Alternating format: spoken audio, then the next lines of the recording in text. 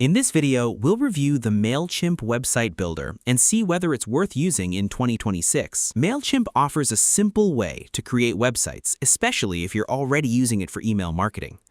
One of its biggest advantages is its WYSIWYG integration, which lets you build websites with the help of AI.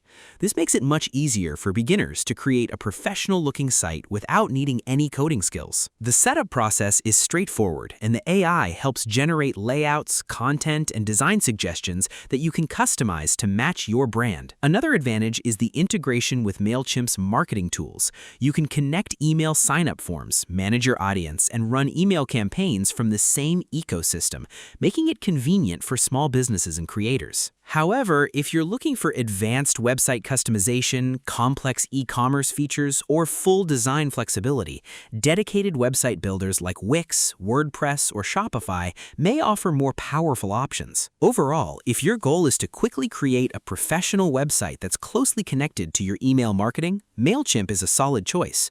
But if building a feature-rich website is your main priority, you may want to consider a dedicated website builder instead. And that's my review of the Mailchimp website builder in 2026.